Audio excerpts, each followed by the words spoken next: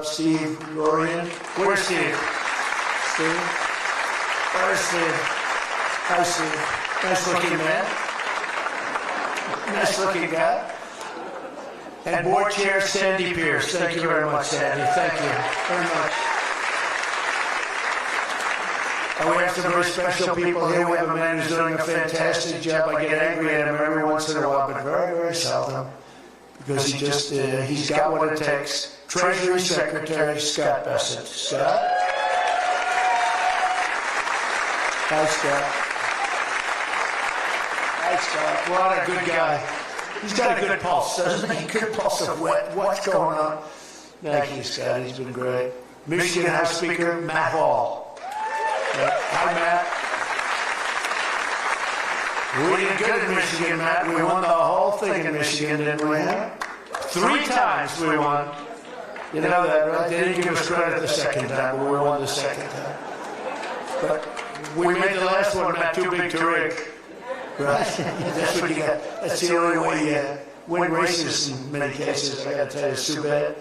I think they should get voter ID. Wouldn't it be nice? The Democrats are totally against voter ID.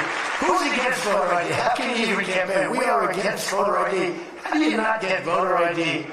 You know what it means, Matt, right? When you're against voter ID, you want to cheat. So there's only one reason you want to cheat, and they do cheat. It's terrible. Michigan Senate Republican leader Eric Nesbitt. Thank you, Eric. Thank you. Look good, Eric. State Senator Jim Ronstadt. Jim, thank you. Thank you. Thank you, Jim. Former Congressman Mike Rogers, who's running for the Senate, and he'll be a great senator.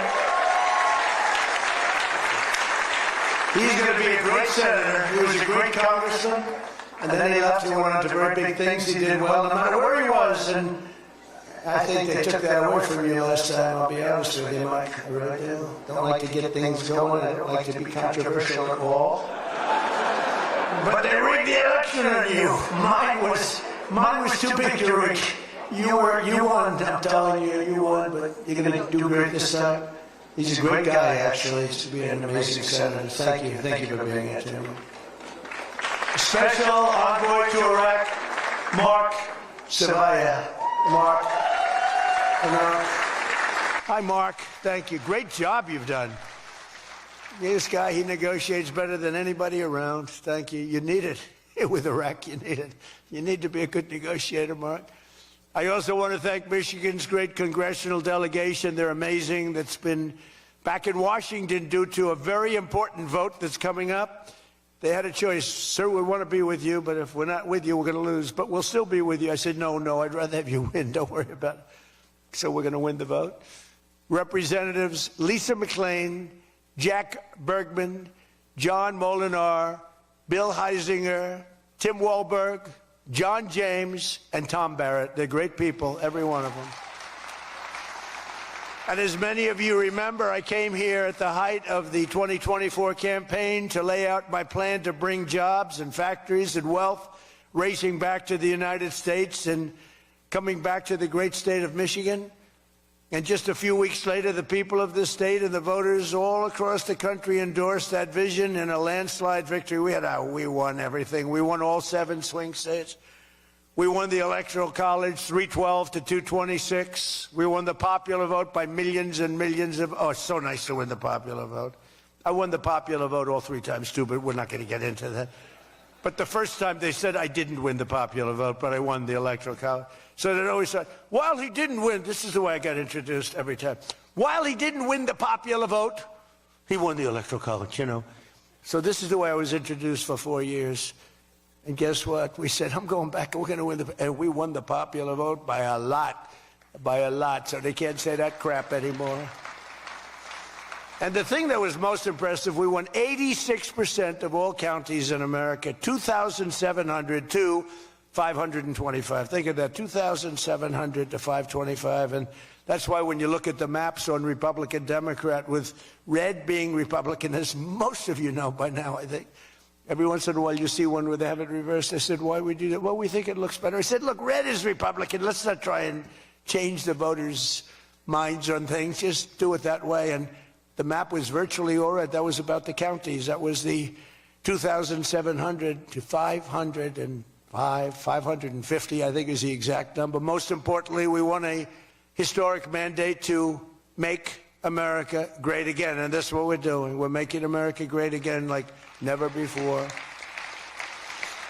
And now, after less than 12 months in office, this is the easiest speech to make. I have great people, and all I'm doing is spewing off what the hell we've done. Even Venezuela wasn't too bad, was it, huh?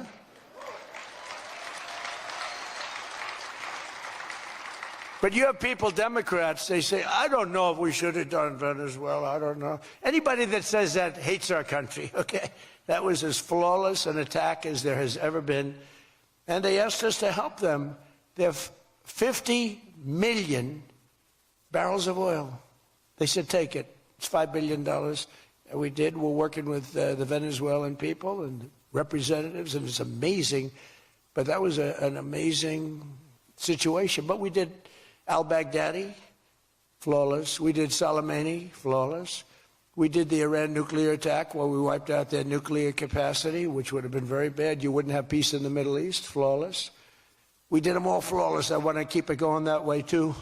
I like flawless. Think about Jimmy Carter, the great Jimmy Carter, with the helicopters crashing, the hostages all over the place. Remember that one? Think about Sleepy Joe Biden with Afghanistan. What a disaster. The most embarrassing day in the history of our country, in my opinion. Real dope. Now, after less than 12 months in office, I'm back in Michigan to report to you on the strongest and fastest economic turnaround in our country's history. It's really been historic. There's never been, we're not 12 months, we're through 11 months. We've got $18 trillion being invested in our country. The most of any country ever was 3. We're at 18. There's never been anything like this. You are so lucky I allow you into this room to even be with me. I'm kidding. I'm kidding. The fake news will say Donald Trump thinks he's hot stuff. Right now I'm feeling pretty good, though, I will say. Oh, you're so lucky to be here. Under our administration, growth is exploding, productivity is soaring, investment is booming, incomes are rising, inflation is defeated, America is respected again like never before, and other than that, we're not doing that well.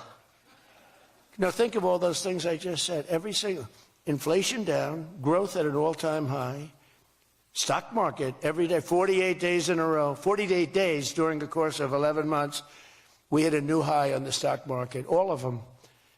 1 year ago, we were a dead country. Now we are the hottest country anywhere in the world. That was said to me by many leaders. By almost every metric, we have quickly gone from the worst numbers on record to the best and strongest numbers, the most dynamic numbers, and an economy that is far ahead of even my optimistic. I had a very optimistic schedule, I thought. I didn't think it was, but people said it was very optimistic. Turns out to be very pessimistic by compared to what we've done.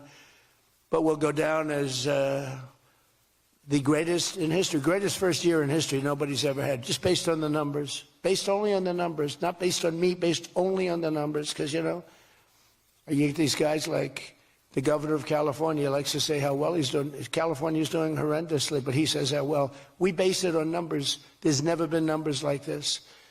Through 4 long years before I took office, crooked Joe Biden and his allies in Congress inflicted the economic nightmare known as stagflation. How many times have you heard the word? We hit it with Joe. We hit everything. What a disaster. Meaning low growth and high inflation. How does that work? Not good. So you have lousy growth and high inflation. In fact, it's the lowest growth ever and the worst inflation in the history of our country. That is really tantamount to not having a good 4 years, right? In other words, Sleepy Joe and the people that ran the auto pen were a complete and total disaster for our nation. They were a disaster for our nation. Had they won the election less than 1 year ago, we would have been, as I've often said, Venezuela on steroids. Now I'm Venezuela's biggest fan. We're working with them, but they came down from a very high number to a disaster, a disaster. And we would have been Venezuela on steroids, and we're bringing Venezuela back, and we're going to be great for Venezuela, great for our country. We're taking in, as I said, millions and millions of barrels of oil, and now they're coming in initially on a daily basis, 50 million, and values of over $5 billion. That's in one day. Just think of it, the biggest ships in the world can take 1 million barrels. The biggest ships in the world take 1 million. We have 50 million barrels. We need 50 of the biggest ships in the world just to get it out. We're bringing it in to be refined. It's an incredible feeling. It's great. Winning is a good thing. We're going to work with Venezuela. We'll make that country very strong again. We'll get oil prices down even further. We have it down at about a 6-year low, 7-year low, but we're going to get it down further. Joe Biden gave us a colossal stagflation catastrophe, but my administration's rapidly and very decisively ended that. We have quickly achieved the exact opposite of stagflation, almost no inflation and super high growth. So we have the highest growth we've ever had. Think of that. The highest growth we've ever had, and we've only been there 11 months. Think of what we can do for the rest of it. But do we have wood around here? I want to knock on a little wood. They have one little, everything's plastic nowadays. It's very tough. Now we have the greatest growth, and we have, inflation way, way down. But we inherited terrible growth, and we inherited the worst inflation in the history of our country. The fake news would say 49 years. So when I say the history, they give me a lot of time, but I believe it's the history. But let's say 49 years. Would you say 49 years is okay, right? It's pretty bad. What do you think, Mr. Senator, Mr. Future Senator? I'd say 49. What sounds worse, 49 years or history? I think 49 years almost sounds worse. Maybe I'll just use it and I won't argue with these people. As of this morning, core inflation for the past 3 months has been just 1.6%. The numbers were just announced just before I came on stage. And GDP is smashing expectations with the fastest growth for this country in many years. The fourth quarter is projected at 5.4%, and that's despite the Democrat shutdown where we lost at least 1.5 points. The Democrat shutdown, we would have had close to 7. Think of that, close to 7 they were projecting to. The fakers were projecting to. And if we keep deregulating and adding more capacity, like I saw today at Ford, and if we don't raise interest rates every time good news is mentioned. In the old days, I'm probably old. I used to be up at these lecterns and I'd say I'm younger than pretty much everybody in the room. Now I say I'm older than pretty much everybody in the room. I like it the other way better, actually.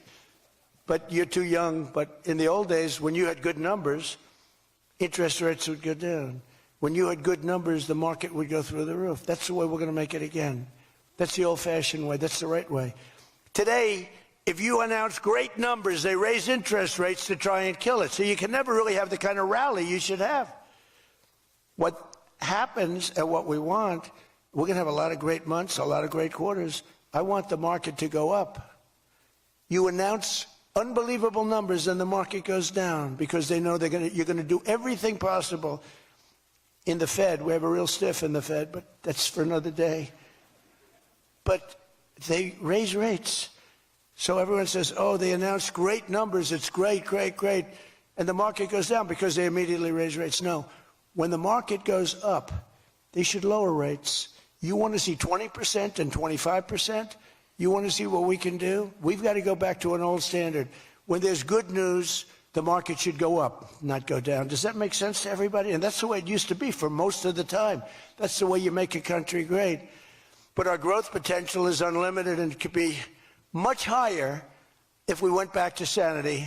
We're not doing it anymore. We're talking about the head of the Fed, and I want somebody that when the market is doing great, interest rates can go down because our country becomes stronger. See, you view it differently. Our country becomes stronger, and therefore interest rates should go down, not up. They kill every rally. If it's, no matter who, if it's beyond me as president, it's no matter who's president. You have a good quarter, and they want to kill it because they're so petrified of inflation. And growth and inflation don't necessarily go hand in hand. You can have growth and very low inflation. In fact, oftentimes growth is good for low inflation. So we're going to work on that, Scott, right? I think we're going to work on that very hard. I mean it so strongly. It's sickening. We announce good numbers, and we see the stock market drops 300 points. I say, what the hell is going on? Do you agree with me? It should be just the opposite.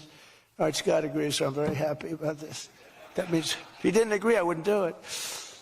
But we're already growing double, triple, and even quadruple the speed of almost every other major economy on earth. We're the #1 economy on earth, too.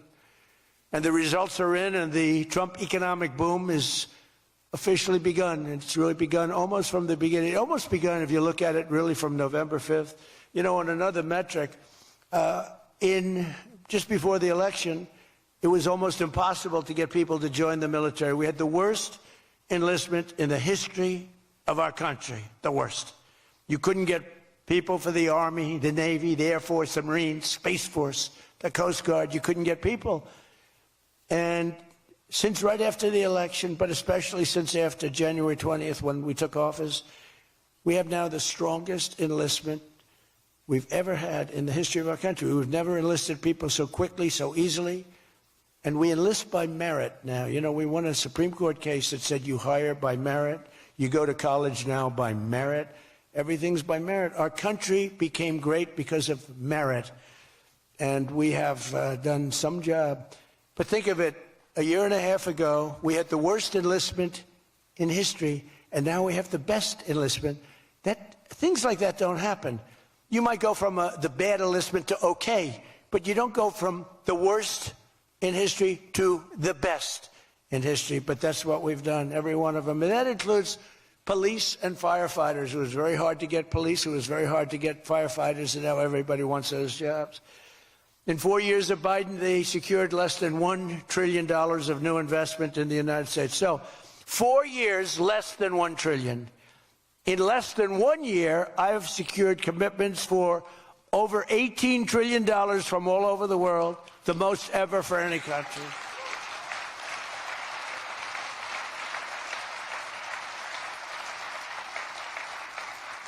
Think of that, though. They did, and I'll tell you what, had she won, it would be a disaster because you would have had people leave. You would have not had $1 trillion. You would have had 5 trillion, 10 trillion leaving the country, and your welfare would have doubled. When you look at what's going on in Minnesota, is that a disgrace? Is that a disgrace? But we'll talk about that. Under Biden, we had the highest trade deficit ever recorded, losing more than $1 trillion every single year. How about that? It was killing Michigan, and everywhere else in our country was being absolutely destroyed. But in a matter of months, largely because of tariff income and the election result, we've slashed that gaping trade deficit by, in a short period of time, 62, it just came out, 62%. People are stunned. The fake news back there, look at those cameras rocking and rolling. No, the fake news back there is, they're very upset about it, actually, but they're stunned. They can't believe it. We cut our trade deficit in actually 10 months was when the number came out. We cut it by 62%. It's going to go better than that now.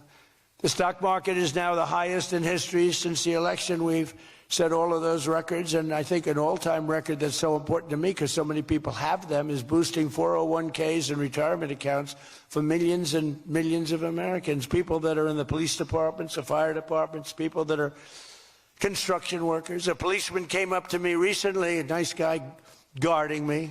He's a perfect guy to guard me. He was a massive guy, big, strong guy. He said, "Sir, you made me look so good in front of my wife. My wife thought I was a horrible investor because every time I invested, we lost money. And we have a 401k, and I'm up like 85%. She thinks I'm Warren Buffett. She thinks I'm brilliant. She's now calling me brilliant. It makes my life much easier. I love my wife much more now. She calls me brilliant every time." I said, "Don't worry, you're going to do even better for the next 3 years." But one of the biggest reasons for this unbelievable success has been our historic use of tariffs. There was the tariff that made America strong and powerful in past generations, and then we got off it and we went to the income tax system. Great going, fellas. You know, we were the strongest in 1887, relatively speaking.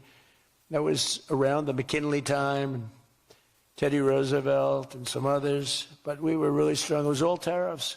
And I know what happened. Some of these countries got together and they say, hey, convince the United States that it's no good, the tariff system is unfair to us. And so some genius, I know who, I don't want to get into it, but some genius said, oh, let's go to an income tax system. So instead of foreign companies and countries paying everything, the people started paying. And then After that, you had a depression, but that was a long time. That was in like 1913, you had the tariff switched into income tax. And then and they like to blame tariffs. You ever notice they blame tariffs? No, they brought tariffs back in 1932. They brought them back to try and save the sucker. But it was in 1929, because a lot of people, you know, the anti-tariff people. Now, an anti-tariff person is a pro-Chinese person, like Koch. This guy's fought me in every election I've ever been in, and I've kicked his ass. He inherited a lot of money, and I don't know the gentleman. But he fights me, and then he goes out and says, I made more money with Trump than I ever made in my life. And then he supports these other people that were total losers. Gives them a lot of money, but he made more money. Everybody makes money with me. I always made money for people. Now it's tariffs that are making money for Michigan, and the entire country is stronger and safer and richer than ever before outside of that period of time. Now, if they had what was called the Great Tariff Act of 1887 or something like that, and it was a great group of people like yourselves. They picked really smart people to sit on a committee. They had so much money, they didn't know what to do with it, and they wanted to have the money given away. You know, we built the Panama Canal out of tariffs. We did a lot of things. Panama Canal was the single biggest investment, relatively speaking, that this country's ever made. Would be the equivalent of trillions of dollars today. And Jimmy Carter gave it away for $1. It was also the most profitable thing ever built. Thing.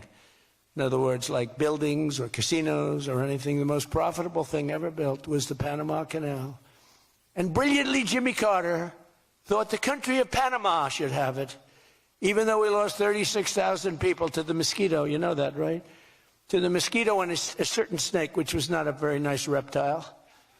This was a brutal reptile. You got bit, it was over. It was just like, you know, and the snake. And he gave it away for $1. Well, at least we got $1. That's better than most of those guys do. We got $1 for that.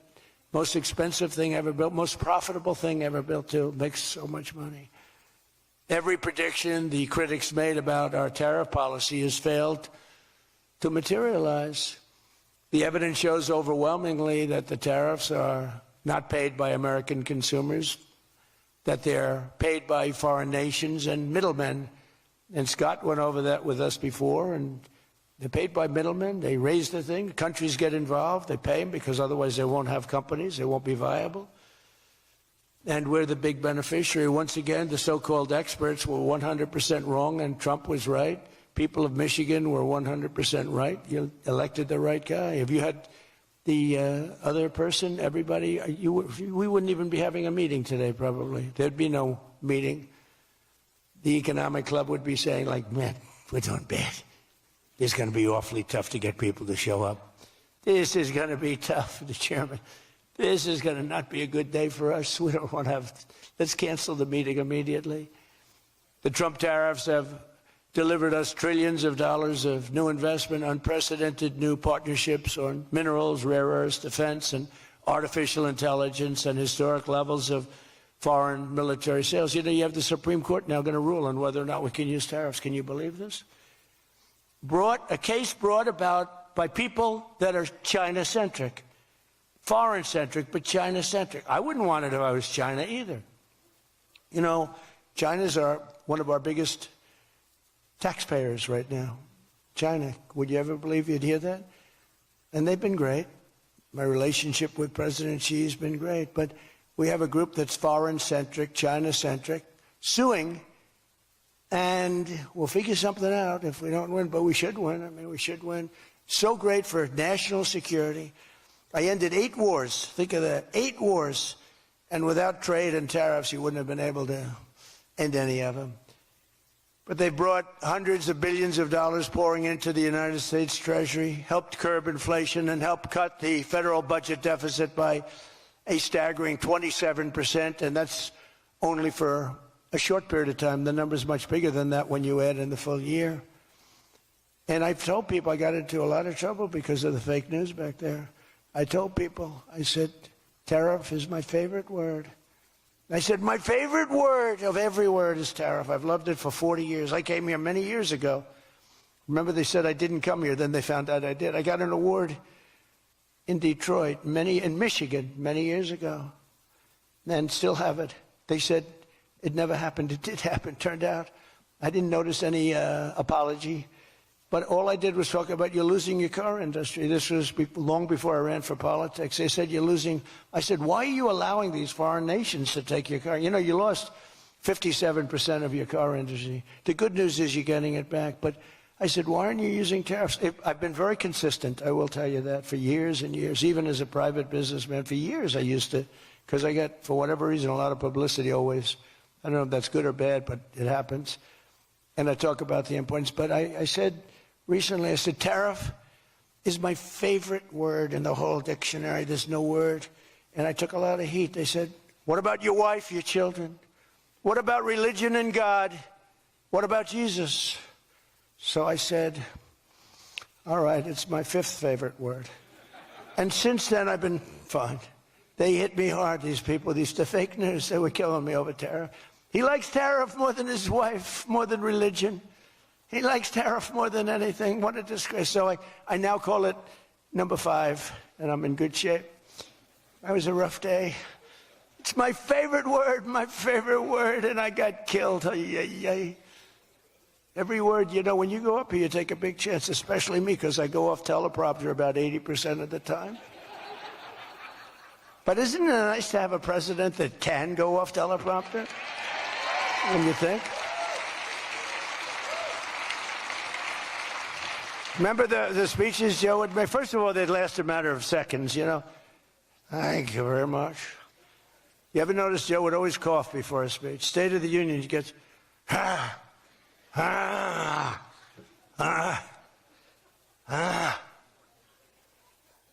ladies and gentlemen. And then it would be like very short. Although the one time they had him spruced up pretty good, remember, he was high as a kite. He was floating, he was up there way up. That was a bad speech. But, hey, he got through it, you know, he got through it. If you call it getting through, this country was so, can you imagine allowing 25 million people into our country, many of them criminals, many of them murderers? What he did to this country, what they did, because it was the people surrounding that beautiful, resolute desk. But just as I promised you that I've imposed a 25% tariff on all foreign automobiles, I'm standing up for the American auto worker like no president has ever stood up before. You know, those tariffs are keeping the foreign auto workers. Now, if they want to come in and build a plant and hire you and hire your friends and your neighbors, that's great. I love that. Let China come in, let Japan come in. They are. And they'll be building plants, but they're using our labor. U.S. auto factories are now seeing more than $70 billion of new investment. Think of that. They were leaving. They were all going. They were going in the opposite direction. Now they're pouring back. It's the greatest. Nobody's ever seen anything like it. And much of that money is coming right here to the car-making capital of the world, Detroit. You lost, I mean, so many places. Since I took office, Ford has announced it will invest $5 billion across its Michigan and Kentucky plants, creating 4,000 new jobs. GM is moving production of the Chevy Blazer and Equinox from Mexico right back here to America. Right? Is my favorite auto worker here by any chance? You know who I'm talking about? What happens? Where's Brian? Brian, oh, I see. He made some cash. He's have to fly. Oh, he's been very disloyal to Detroit. We're going to have to. He is such a great guy, right?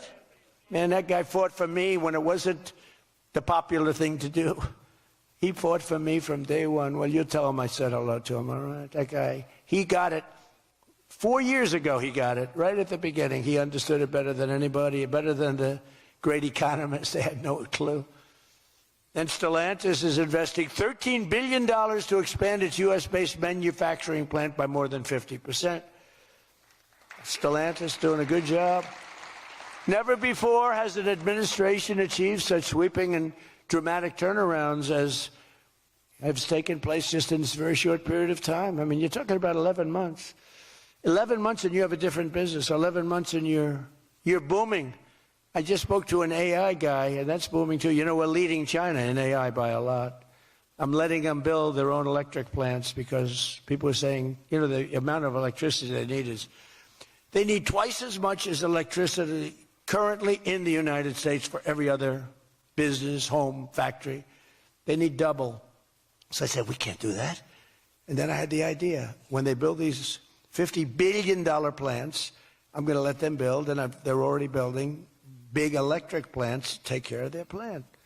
And any excess electricity, they'll sell it back to our country. It's an unbelievable, and therefore we're going to build, I think if they really added, you know, you hear how much, and I have great respect for China, but you hear they're building a lot of electricity, but we are too. But we're having it built privately. They're going to own their own electric. They're becoming their own electricity producer. And when they heard this idea, they thought it was great, but they didn't take it seriously because they said it's too good to be true. But then they realized that I was serious. So we're getting them 2- and 3-week approvals. They don't have to wait for 20 years before they get rejected. You know, in the old days, they had to wait for 20 years, and then they get rejected at the end of 20 years. Guys would give up their whole career trying to get one approval, and then they get rejected. In every aspect of our agenda, we're putting America first, and nothing will stand in our way. Nothing's going to stand in our way, nothing. So one of our top priorities in this mission is promoting greater affordability. Now, that's a word used by the Democrats. They're the ones that cause the problem. The one thing, they stick together. They don't have some of the people that we have. I don't know, it's a genetic thing. It's something in the blood. We got some real losers, mostly great, but I wouldn't use the name Romney because I'm in his sort of territory, so I would never use that name. But all right, I'll use it. They don't have a Mitt Romney that votes against everything. They don't have a Rand Paul that votes against everything. I got him elected twice. He was a stone-cold loser. I went to Kentucky where I won by a lot. I did a rally for him. Then I did another rally. He won. Then I went the second time. He won. Then he votes against all the time. It's just crazy. I don't get it. Then you have Lisa Murkowski and you have Susan Collins. Disasters. And you had a gentleman from Indiana that I don't believe it, Todd Young, he voted against. And you'd say, why are you voting against? They can't give you an answer. They're unable to give you an answer. It's like, why are they against the attack on Venezuela? They're against the attack after they found out it was the most successful attack, probably the most talented, most brilliant tactically attack that we've had maybe in 100 years. And they're against it. Why? It's one thing if the attack failed. I'd probably do that too, a change. I'd be in favor. Then if it failed, I'd say, I told them not to do it. That's what they do. But here we have one of the most successful attacks ever, and they find a way to be against it. It's pretty amazing. But it's a shame, and we have some others, but not many. We have a great party, but we have people, the Democrats, whether you like them or not, they stick together like glue. They have horrible policy. Thank God they have horrible policy, because they're smart, they're evil, they're vicious, but they're bad policy. For instance, you could be a genius and try selling men playing in women's sport.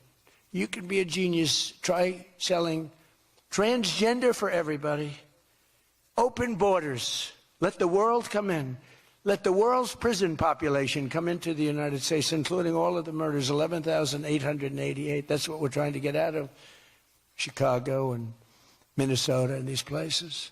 So they stick together, which I admire because I'm a very loyal person, but they have horrible policy. Can you imagine if they had good policy? They were on this morning talking to all the reasons that men should be playing in women's sports. They had a football guy there, flag football. This guy was like 6'6". He weighed 290 pounds with zero body fat. And they had a few young women. They were the size of his leg. He wouldn't have had to run. He could have just walked. They couldn't have done a thing about it. 10 of them would have to jump on him that wouldn't have had any impact. I don't think he would have been like a fly. It's so ridiculous. It's so demeaning to women. It's so demeaning. Look at the weightlifting records. I mean, the record got beaten by 112 pounds, a record that stood for 18 years. 1 ounce they'd put on, stood for 18 years. Guy comes along who was a poor lifter as a man. He was at the lower portion of the class, comes along and broke the record by 112 pounds. Think of that. They've fought for years to beat that record. How about the swimming records? I mean, you can go to sleep during the time the man comes in and the woman, you can go take a nap for a little while. How about the long-distance race that took place not so long ago? Long distance, these marathon deals. They had top men, top women. The man came in. The woman came in 5 hours and 14 minutes and 36 seconds behind the man. Think of it. You're waiting. The man comes in. Now you're waiting 5 hours. What do you do if you're the parents? You go home and sleep for a while. Who the hell wants that? It's so demeaning to women and who are great athletes. It's so demeaning to them, and it's right now in the Supreme Court. I can't believe it would even go to the Supreme Court. I mean, could you imagine 20 years ago talking about men playing in women's sports? They'd think you're crazy. Or transgender for everybody. If you said there will be no mutilation on children, that's one of my standard lines. We will not allow the mutilation of a child. Can you imagine having to say that? 15 years ago, people would say, is that guy crazy? Of course we won't. But we're living in a different time. It's a crazy time we're living in. After real wages plummeted by $3,000 under Sleepy Joe Biden, real wages are up by $1,300 in less than 1 year under President Trump. For construction workers, wages are up $1,800. Don't forget, they were down $3,000. Factory workers over $2,000, and for many other workers over $5,000. And I just gave the military, because we're doing so well with taking in so much money with the tariffs, I just gave them $1,776. You saw that, right? Did you see that? They had 75, and I said, you know, if you had one more dollar at $1,776, they said that was a good idea. We could afford one more dollar. We gave them $1,776. Meanwhile, grocery prices are starting to go rapidly down. Rent is down. Airfares are down. Hotel rates are down. Cell phone prices are down. And we're just getting started. But more importantly than going down, our growth is through the roof. It's way up.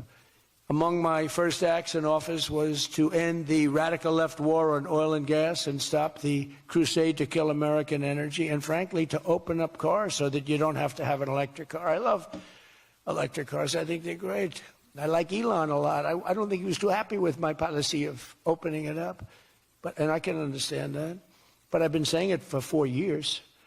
They wanted everybody to have an electric car in a very short period of time. There was no way to build the stations. There was no way to get it done. I want you to have gasoline-powered cars. I want you to have electric. I want you to have hybrids. I want you to have everything.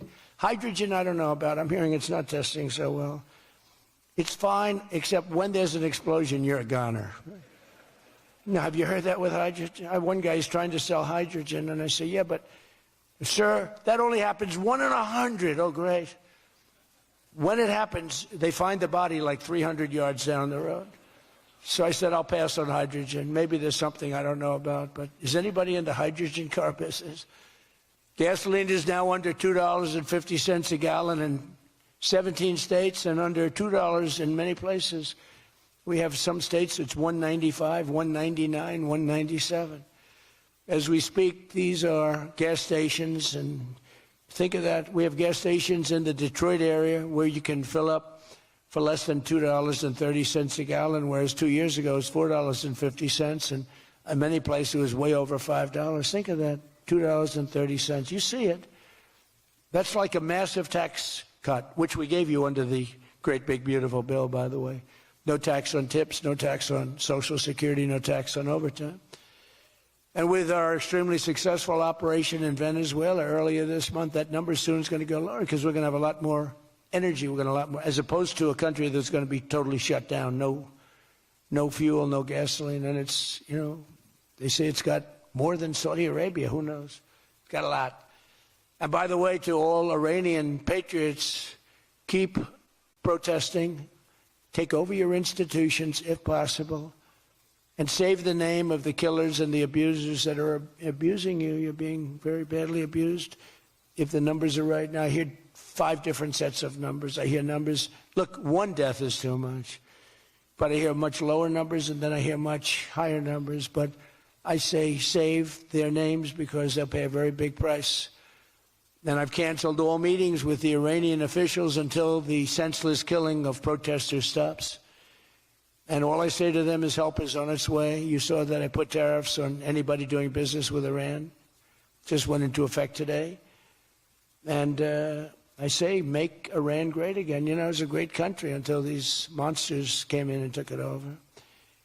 And it's all very fragile. It would have happened to us, I'm telling you. If I didn't win this election, it would have happened to us. In the coming weeks, I will be laying out even more plans to help bring back affordability. And again, remember, that's a fake word by Democrats. Prices were too high. They caused the high price. They never want to talk about affordability. They always go, this is an election about affordability.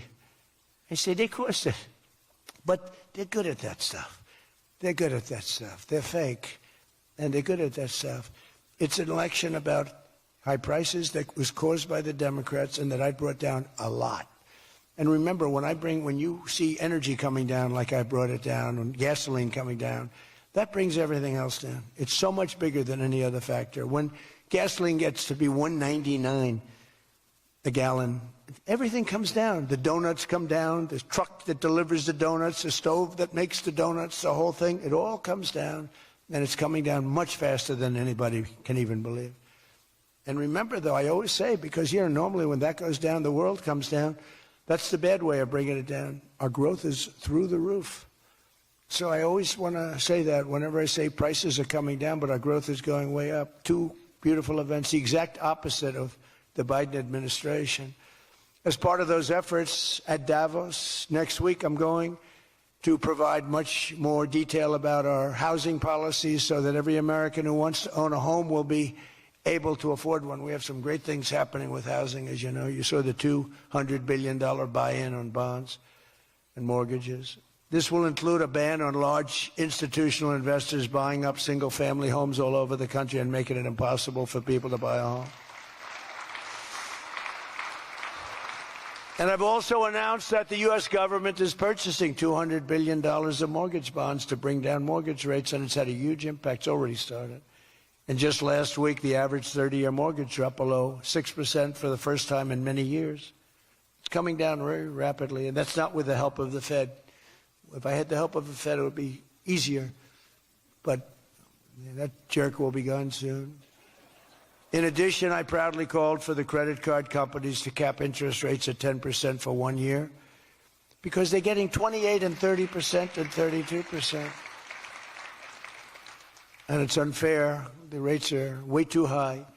To provide further relief to hardworking Americans, we'll also be confronting one of the biggest factors in driving up prices, the monstrosity known as the Unaffordable Care Act. You know what that is, right? It's Obamacare. It's a great name, Unaffordable Care Act. Nope. Did anybody ever think of that one before? It's true. It's the Unaffordable Care Act. Obamacare was a gift to make health insurance companies rich at the expense of the American people. In particular, the so-called enhanced premium tax credits were a corrupt payoff to the insurers, whose stock prices went up more than 1,000% after Obamacare was signed. I want the same money I want it to go directly, very simple. I want the money, those big amounts of money paid for by the government, to go directly to the people so they can buy the health care that's right for them. They can negotiate their own deal, health care savings account, but they'll buy their own health care. And everybody loves it. That's why later this week, I'll announce our health care affordability framework that will reduce premiums for millions of lower drug prices, delivering price transparency and demand honesty and accountability from insurance companies all over the country, all over the world, actually. Health care costs will come down very fast with my most favored nation executive order. We're doing most favored nation drug prices. When we would have drug prices stay the same, everybody thought it was great. They're going to be coming down thousands of percents. We're standing up to special interests and slashing prescription drug prices by 300, 400, 500, and even 600% and more. I mean, think of that. On that alone, we should win the midterms in a landslide. I'm doing favored nations. The country that pays the lowest price in the world is the price that we're going to pay. And we got that because of tariffs, because I said to the countries they wouldn't approve it. The drug companies were tough, but they were fine. But they said the countries will never do it because you have a pill that sells for $10, you have to sell it for 20 or 30, so you'd have to double or triple the price of their health care there for prescription drugs. Ours would come down from $130 to $20. Theirs would go from $10 to $20. the world being a bigger place. And it was unbelievable, but the countries wouldn't do it. So I called the countries. I said, if you don't do it, then I'm going to put a tariff on you. And the tariff's going to be 20 times more than the cost that you're having to pay for fair health care. And every one of them said, sir, we agree with you 100%. We would be honored to do it. It was really rather amazing. We could never do it. So think of that. You have most favored drug prices. Your drug prices are going to go down like from $100 to $10. Nobody can believe it. And we can't get the fake news to write about it. It's the biggest thing to happen in medicine. It's the biggest thing to happen in healthcare. And I cannot get the New York Times, I cannot get anybody to write about it. When we got it done and we announced it, it was on a page way in the back of the New York Times. Same with others. They don't want to talk about it. You know why? Because it's so good. It's the biggest thing to happen.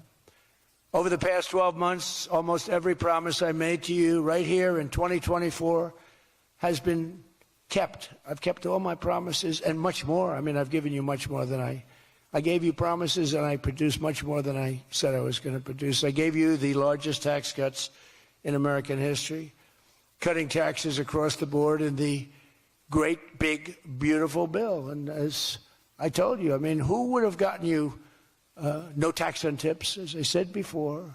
No tax, I said over and over again, no tax on overtime, no tax on Social Security for our seniors. Any senior should be voting for us because the Democrats won't do this. Doesn't work for them. And we also made interest on car loans fully tax deductible, so that when you go out and buy a car, if you have a mortgage or you get a loan on a car, you're allowed to deduct interest for the first time ever. That's never happened before. But only for cars that are stamped with the beautiful words "Made in the USA." In other words, we're only letting that take place if the car is made like in Detroit or in the USA. Our tax cuts also provided 100% bonus depreciation on all new equipment and capital investments, meaning that for any manufacturer looking to bring production back to America, you can write it all off, everything, not in 38 years, not in 44 years, in 1 year. You write the whole thing off in 1 year. That's the biggest thing there. I think that's the biggest thing. That's the big job producer. And I've cut an unprecedented number of burdensome regulations. We're number one in the history of our country in cutting regulations. I promised to cut 10 old regulations for every one new regulation. So if we put on a regulation, the only way I'll allow it to happen is if the secretary, like Scott Bessent, cuts 10 old regulations. But instead, last year we actually cut 129 regulations for every one that we put in. Think of that. So nobody's ever cut regulations like I have. I terminated the insane electric vehicle mandate and ended the war on internal combustion engines once and for all. Those engines were gone. And some people like them. And if they like them, great. And if they like electric, if they like any form of propulsion, any way you want to propel your car is okay, except for a couple of them, as I discussed. I permanently stopped Joe Biden's ridiculous CAFE standards. You know what the CAFE standards are? They're standards that make it impossible for you to build a car affordably. They make it impossible for a car to really work right. The CAFE standards sound so nice. The CAFE standards, it's environmental standards that are impossible to meet. And we're canceling the EPA's absurd tailpipe emission standard, one of the worst ever. And I revoked the California emissions waiver to stop San Francisco communists from regulating automobiles all over our nation, all over our world. Boy, have I have done so much for the car industry. It's crazy. Nobody thought it was possible to do this. And that's why your industry, and not everybody's in the car industry in this. How many people are in the car industry in this room, in one way or another? That's a lot, relatively. That's not bad. Another urgent priority for bringing down the cost of living is to stop the colossal fraud that is bleeding American taxpayers absolutely dry. The fraud being committed by the Somali population in Minnesota. Have you heard of them? They're lovely people. Is monumental. And California, Illinois, New York, and others are just as bad. Our country has been losing over $500 billion to fraud every single year, but those days are over. We have the best group you've ever seen assembled going after fraud. In Minnesota, we're cracking down on the Somali scams. ending the brazen and shameless theft of taxpayer dollars. Well, it's going on in Maine, too, with Somalis. You know, and they don't take our ships anymore. You know why? We hit them with the same missile that we used to hit the drug dealers coming in with the boats. You know, we have drugs coming in by sea down 97%. You've seen that? 97%. And we're trying we're really trying hard to find out who the hell is the other 3%. But we have them down 97%. And we're going to start hitting them by land, too. The hard part is done. By sea, nobody's coming. It hasn't been great for the fishing industry, however. Those that have a fishing boat, they're having a hard time getting customers. But you can't have everything. Nobody wants to go on boats. Nobody wants to go like 25 miles an hour. When you see a boat with 5 engines on the back of it going 65 miles an hour, and it's loaded up with hundreds of bags that you see cellophane with white, typically it's not fishing. How about the couple of submarines we took down? We took out 2 submarines, and the Democrats say they were fishing. No, they were submarines. They were actually, they build a very fast, it's a drug-carrying submarine. They have a lot of money. And we took them out, and the Democrats claimed that they were fishing. We shouldn't ruin people's beautiful fishing journey.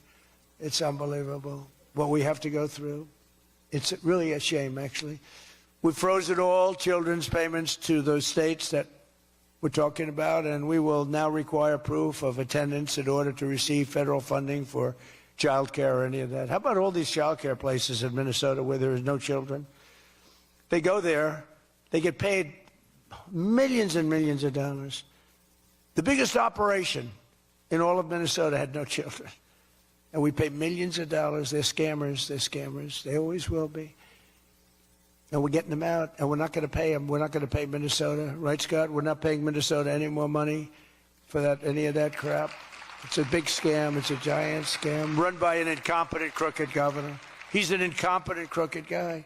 And also we're freezing any and all welfare payments going to illegal immigrants that will start effective immediately. So when illegals come into California, Gavin Newsom, they come into California and they send us bills for people coming in. We're not paying it. So we're working on that very strongly. Just don't pay it. As Nancy Reagan would say, just say no. You remember Nancy Reagan? Just say no to drugs. It's a little more difficult than that, I guess, right? But just say no. Additionally, from this moment forward, if you're on public assistance like almost all Somalis are, did you see where 94% of them are on public assistance? You can't wire money out of the country back to your bank account from where you came. But more importantly, we probably aren't even going to give them the money anymore, the money going to them, because of the tremendous abuse and probably illegality being perpetrated on our country. We're not going to give them the money. We're not giving them the money. It's massive numbers of people are scamming our country. You know, they came from a place with nothing, and they come here and they drive around in Mercedes-Benz. You know, the Mercedes-Benz dealers do well in that area of Minnesota. Can you believe it? They have nothing. They get welfare payments, and they have Mercedes-Benzes. It angers me so much, but we're going to straighten out our country. This was done under Biden and Obama, very much under Obama. It all started under Obama. And we just can't. We've got a great country. We're not going to screw it up. But this was one of the great scams ever. They have the same thing, Somali in Maine. Who would think? I never saw that happening. But in Maine, it's really crooked as hell, too. But it's not just Somali. It is them, but it's not just. There are many other places, many other people. The whole country. If we stop this fraud, this massive fraud, we're going to have a balanced budget. That's how much money you're talking. We'll have a balanced budget without all the growth I'm talking about. And then you add the growth, we got one hell of a country. We're giving 90-day notices to places like California, Scott. Right away, we're going to send out that notice. Who would bill the federal government as people poured into the state to send those people back because no country can afford to do it? No country can afford to take in millions of people, pay for their education, their health care, their hospitals. You just can't do it. And we all have a heart. You can't do it. But many of those people are murderers. There are people released from jails, prisons, mental institutions, insane asylums. There are people that are drug dealers. They're addicts.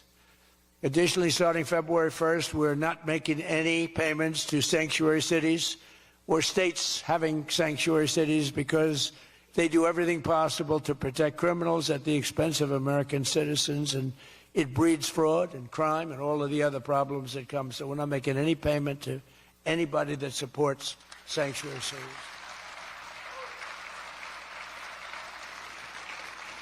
We have also suspended nearly 8,000 SBA loans, Small Business Association loans, to suspected scammers in Minnesota, of which there are many. It's a great state. It was a great state. Now it's getting destroyed by that stupid governor. What a stupid guy he is. But he's a crook. I mean, he's an incompetent guy, but he's a crook. He allowed this to go. You can't have corruption on a scale that nobody's ever seen before, and you're sitting as a governor and you don't know what's going on. It's impossible, even though he's a stupid guy. We're investigating large-scale visa fraud, and the Department of Justice has already charged nearly 100 people in criminal conspiracies in Minnesota. They're all over the place. Last week we announced that I'm creating a brand-new division at the Department of Justice, a legal strike force led by a really tough, smart new Attorney General for fraud. He's a fantastic young guy. He's so impassioned to do this properly. We intend to imprison any fraudster, politician, or public official involved in these sick plots to loot and pillage our country. Think of that Ilhan Omar.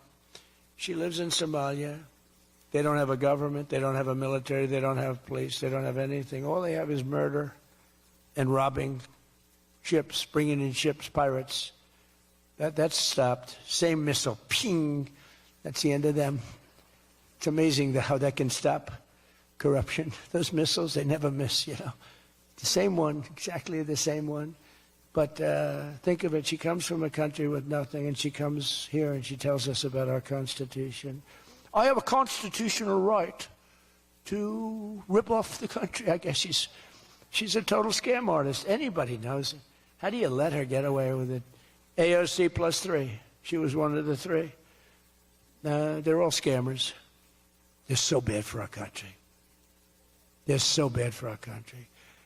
Our ICE operation in Minnesota, for example, is finding hundreds of killers, violent predators, and child rapists, some of the worst criminal offenders anywhere in the world, murderers all over the place. All we want to do is get them out.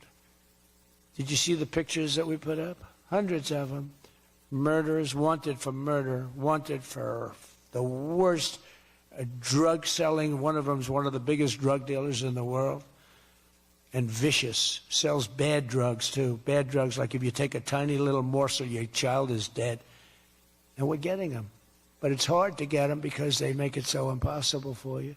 And you wonder why. Why would they do that? You know, do they want to live with murderers? Do they want to live with these people that are emptied out from prisons? They have a lot of people. One of the reasons I was so angry with Venezuela, they emptied their prisons almost entirely into the United States of America. Tren de Aragua was the gang. One of the worst, probably the most violent gang there is anywhere in the world, they say. We're getting them out. We've got a lot of them out already, but we're getting them out. We're also going to revoke the citizenship of any naturalized immigrant from Somalia or anywhere else who is convicted of defrauding our citizens. We're going to get them the hell out of here fast. And if you come to America to rob Americans, we're throwing you in jail and we're sending you back to the place from where you came. We're throwing you right in jail. And they know it, too. And one of the reasons they're doing these fake riots, I mean, they're just terrible. I mean, you see it's so fake. Shame, shame, shame. You see the woman. That's all practice. They go practice. They go to areas, they take hotel rooms, and they all practice together. It's a whole scam. We're finding out who's funding all this stuff, too. We pretty much know. But in conclusion, as we liberate our country from this cultural scourge and the plague of corruption and fraud, we'll rediscover the natural energy and native spirit that truly makes America great again, like we're doing with Detroit and Michigan. If we get rid of fraud and do our job properly on the trillions that are being extorted out of our country from corrupt and incompetent governors like Gavin Newsom, J.B. Pritzker, and Tim Walz, we will very soon have a balanced budget, and that's the kind of money that we're talking about. We're talking about massive amounts of money. Our country wasn't built by people who tried to lie and cheat and scam their way to success. It was built by legends like Henry Ford, Henry Dow, Thomas Edison, the Kellogg brothers, Alfred P. Sloan, the founder of General Motors, men who lifted up American workers and strengthened our nation beyond even belief. And we're doing the same exact thing right now. I think we're doing it even better. This is the fierce spirit of patriotic free enterprise that we're now unleashing once again. We are unleashing it like maybe never before. Together we have turned the page forever on the failed left-wing model that makes our America poor, desolate, and makes people feel sorry for us. That's what we had. We had a country where our leader was laughed at and our country was scorned. We had a country that was laughed at. They laughed at us. 2 years ago, they laughed at us. They thought we were fools. They thought we were stupid people. Now we're seeing that they're not the smart ones. We are. But we have a great America, and we're going to enrich it. And foreign nations, foreign migrants, criminal fraudsters, and corrupt politicians are not going to play a role anymore. They're going to be in jail. Under the Trump administration, we're reclaiming America's dignity, rebuilding America's wealth, and we're putting the productive, hardworking American citizen at the center of every single thing that we do. They were the ones that built America, and they will build it up again, and that's what they're doing at levels nobody thought was possible. So today, after less than 1 year, our border is secure. Remember, they talked about the border, how bad? In 3 weeks, I didn't go to Congress. I said, secure our border. And they did. Remember Biden, he said, I have to get approval from Congress. Had nothing to do with Congress, had to do with respect. Our spirit is restored. Inflation is stopped. Wages are up. Prices are down. Our economy is booming like I think you'll see soon, like never before. Our military is strong and unprecedented. I rebuilt our military in my first term. Our workers are thriving, and our auto industry is returning to the country where we all began and where it all began, and frankly, a country that we love. The United States is winning again, and we're rapidly making America and the great state of Michigan greater and more prosperous than ever before. I want to again thank the Detroit Economic Club. You do a fantastic job, so respected. God bless you, and God bless America. Thank you very much, everybody. Thank you.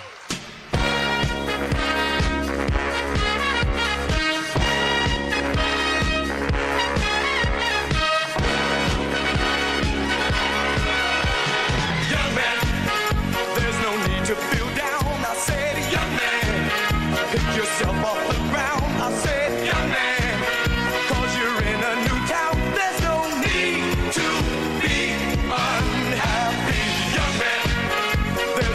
you can go.